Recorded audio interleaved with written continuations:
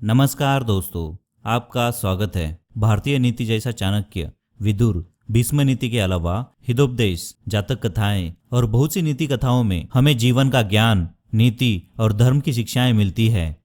उन्हीं में से कुछ ऐसी बातें हैं जो आपको दूसरे लोगों से गोपनीय रखनी चाहिए।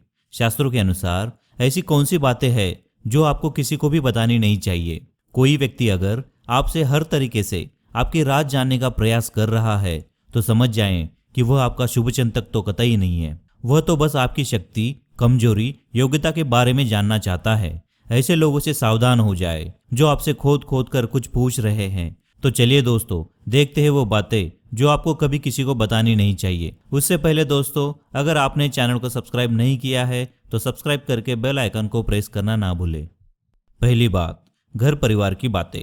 बहुत से ऐसे लोग भी हैं जो अपने घर परिवार की सारी बातें अपने मित्र, रिश्तेदार या किसी परिचित से बता देते हैं। ऐसे लोग बाद में पछताते हैं।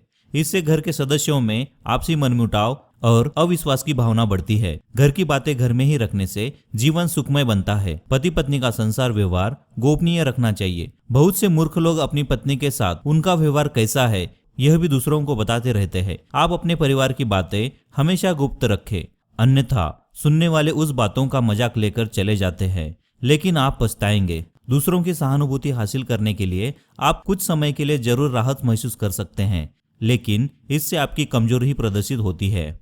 दूसरी बात, घर का रहस्य। जो अपने घर में किसी अनजान व्यक्ति को आने देते हैं और घर के कोने कोने से सभी को अवगत करा देते हैं, उससे घर में नकारात्मकता में वृद्धि होती है। साथ ही घर में सुख समृद्धि का नाश हो सकता है। शास्त्रों के अनुसार बहुत से ऐसे लोग भी आपके घर में घुसकर उसे देखना चाहेंगे जिनसे आपका कोई खास संबंध नहीं है, पर यह सुनिश्चित करें कि उसका आना जाना डाइनिंग रूम तक ही सीमित रखें।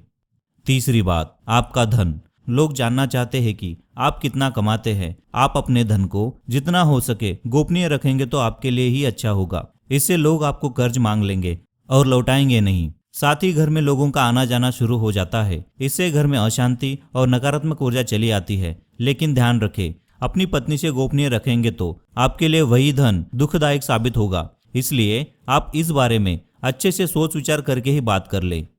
चौथी बात, अपनी अयोग्यता या कमजोरी। बहुत सी जगहों पर इसे गोपनीय रखना घातक हो सकता है, लेकिन बहुत से मामलों में इसे उजागर करने से आपको लोग कमजोर समझकर आपके साथ गलत व्यवहार करेंगे या आपको मानसिक रूप से दबाने लगेंगे। इसलिए इस बारे में आपको विचार करके ही बोलना चाहिए कि कब, कहाँ, कौन सी कमजोरी गोपनीय रखनी है।